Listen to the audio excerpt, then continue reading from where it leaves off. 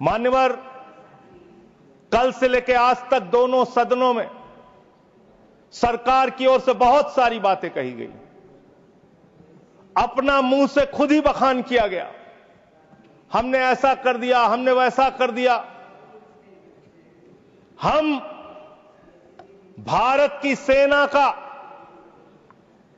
भारत के बहादुर सैनिकों का, बहादुर जवानों का बार बार नमन करेंगे, उनकी शौर्य और वीरता को बार बार प्रणाम करेंगे, लेकिन आपके नाकारेपन पर 1000 बार सवाल पूछेंगे मान्यवर, क्योंकि सवाल आपसे बनते हैं। पहलगाम में जो निर्दोष लोग बैसरन घाटी में गए थे, उनको आकर 5 खूंखार आतंकवादियों ने कैसे मार दिया। भारत की सीमा के अंदर 200 किलोमीटर वो आतंकवादी कैसे घुस गए, कहां से आपकी इंटेलिजेंस फेलियर हुई, उसके लिए कौन जवाबदेह है। और जब हम सर्वदलीय बैठक में बैठे थे, आदरणीय लीडर ऑफ अपोजिशन भी वहां पे थे, त्रुचि शिवाजी भी थे, और मान्यवर हमको बताया गया, सरकार के द्वारा बताया गया कि बैसरन घाटी में सिर्फ अमरनाथ यात्रा के 15 दिन पहले ही लोग आते हैं। यह तो पता नहीं किस गलती से होटल वालों के साथ मिलकर बैसरन घाटी को खोल दिया गया। अब इतने सारे अलग अलग दलों के नेताओं को सरकार के जिम्मेदार मंत्री, गृह मंत्री की मौजूदगी में, रक्षा मंत्री की मौजूदगी में गलत जानकारी दे रहे हैं। बाद में जब हमने पता किया तो पता चला कि हमेशा वो बैसरन घाटी खुली रहती है, लेकिन वहां सुरक्षा के कोई इंतजाम नहीं थे मान्यवर। वो लोग चीखते रहे, चिल्लाते रहे, रोते रहे, बिलखते रहे, अपनी जान गंवाते रहे, सहायता मांगते रहे, लेकिन उनकी सहायता करने वाला कोई नहीं था। मैं गया था शुभम द्विवेदी जी के घर कानपुर में मान्यवर, और उनके पिता ने रो के एक ही मांग कही। उनकी पत्नी का रो रो के बुरा हाल था, उनके परिवार के लोगों ने, उनके पिताजी ने रो रो के एक ही बात कही, हमारे बेटे ने देश के लिए अपनी शहादत दी है। जो लोग इसमें मारे गए हैं, सरकार हमें क्या मदद देती है उससे हमें लेना देना नहीं, कम से कम हमको शहीद का दर्जा दिया जाए। ये उनकी पीड़ा थी, उनकी मांग थी। मैं आपके माध्यम से सरकार तक उनकी भावनाएं पहुंचाना चाहता हूं मान्यवर, बताया गया कि जब यह घटना हुई उसके बाद देश के गृह मंत्री वहां जाते हैं।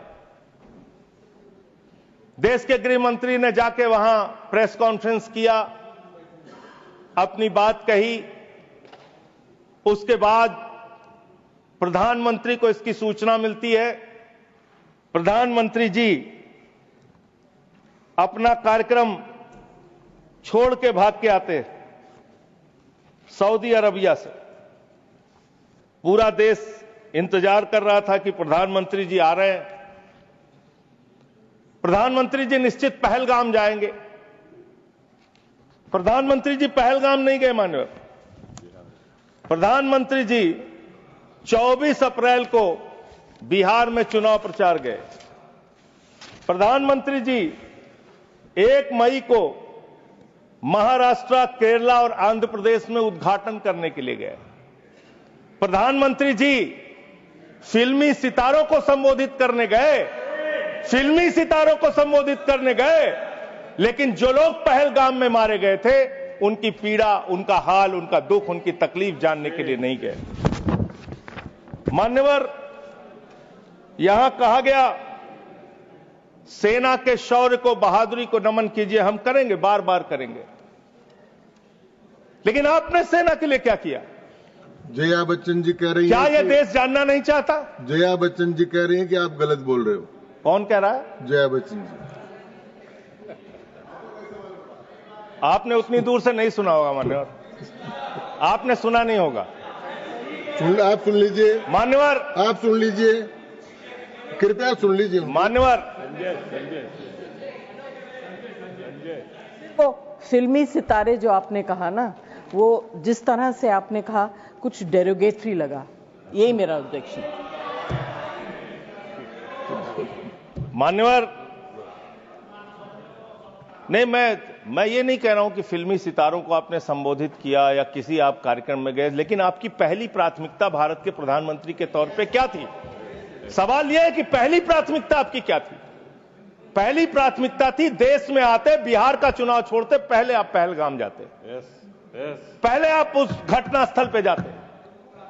हमारा सवाल यह है, अभी त्रुचि शिवाजी बहुत दुखी थे, कह रहे थे प्रधानमंत्री कहां है, सदन में क्यों नहीं आए, प्रधानमंत्री कहां है, प्रधानमंत्री कहां है। अरे शिवाजी, वो अवतार है, इंसान नहीं है, वो अवतार है, कृपया इधर भगवान देखें, है, अदृश्य। इधर देखें, अदृश्य नहीं, कल तमिलनाडु में ही थे अभी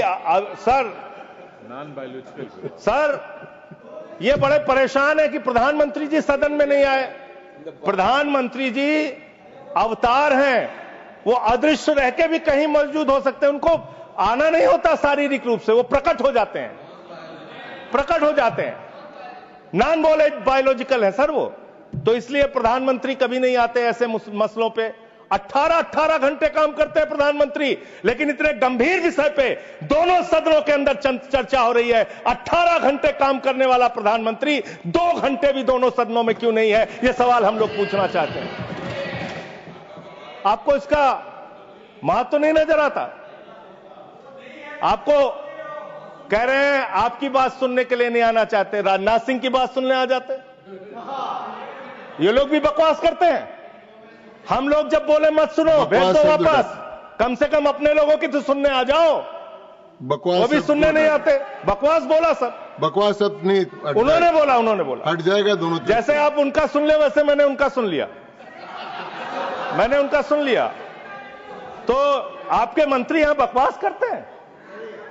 आपके माननीय मंत्री, सांसद, नेता जो आते हैं यहां बकवास मत बोलिएगा, आप चेयर ने मना कर दिया। चलो मान्यवर, ये सेना के सम्मान की बात हो रही है। आपने कितना सेना का सम्मान किया? 3 साल तक भारत के सेना की भर्ती बंद रही मान्यवर, और उन 3 सालों में भर्ती बंद होने के कारण 1,80,000 सेना की तादाद को कम किया गया। उसके लिए आप जिम्मेदार हैं। बार बार आपसे सवाल पूछा जाएगा और आपकी आलोचना होनी चाहिए। आपने भारत की सेना में भर्ती होना, वो चाहे उत्तर प्रदेश का नौजवान हो, चाहे बिहार का, चाहे हरियाणा का, चाहे राजस्थान का, चाहे हिंदुस्तान के किसी कोने का हो, उसके लिए गौरव और सम्मान की बात होती थी। सुबह 4 बजे उठ के दौड़ लगाता था, मेहनत करता था, उसकी मां दूध पिला के तैयार करती थी अपने बेटे को कि कभी जरूरत पड़ेगी तो अपने प्राणों की आहुति देके भारत माता की रक्षा करेगा। ये आपने उस जगह पे 4 साल की नौकरी कर दी। आप सेना के सम्मान की बात करते हैं। आपके पास सब कुछ के लिए पैसा है, अपने दोस्तों के ऊपर लुटाने के लिए लाखों हजारों करोड़ रुपए है, लेकिन सेना के जवान को आपने अग्निवीर बना के 4 साल की योजना में उनको जवान बना दिया। उनके लिए तनख्वाह देने के लिए पैसा नहीं है आपके पास। बीएसएफ के जवान, सीआईएसएफ के जवान, पैरामिलिट्री फोर्सेस के जवान, उनको पेंशन देने के लिए पैसा नहीं है, शहीद का दर्जा देने के लिए पैसा नहीं है आपके पास। आपके पास सीआरपीएफ के जवान, उनको पैरामिलिट्री फोर्सेस को आपको पेंशन देने और शहीद का दर्जा देने का पैसा नहीं है। आप सेना के सम्मान की बात करते हैं, आप सेना के सम्मान की बात करते हैं। मान्यवर, सबसे बड़ा दुख इस बात का हुआ, कल से कहा जा रहा है नहीं, हमने अपने आप सीज फायर डिक्लेयर किया, हमने अपने आप सीज फायर डिक्लेयर किया, इसमें किसी तीसरे देश का हस्तक्षेप नहीं है। आजादी के बाद से लेकर आज तक भारत का स्टैंड एक ही रहा है, हम पाकिस्तान के मामले में किसी भी तीसरे देश की मध्यस्थता नहीं मानते। अगर उस बात के साथ किसी ने धोखा किया है, किसी ने विश्वासघात किया है, तो उसका नाम है भारत के प्रधानमंत्री नरेंद्र मोदी। मैं इस सदन के अंदर कहना चाहता हूं, आपने उस भावना के साथ विश्वासघात किया है। मान्यवर, अमेरिका की मध्यस्थता आपने स्वीकार की। और मैं इसलिए चंद लाइनें आपके लिए कहना चाहूंगा कि तू इधर उधर की ना बात कर, तू उधर उधर की। आप ही का चेहरा आ रहा है सर, थोड़ा निर्देश दे दीजिए, आप ही को दिखाए जा रहे हैं बार बार। तू इधर उधर की ना बात कर, ये बता कि काफिला क्यों लूटा। मुझे रहजनों से गिला तो है, लेकिन तेरी रहबरी पर सवाल है, आपकी रहबरी पर, आपके नेतृत्व पर सवाल है। और ये सवाल बार बार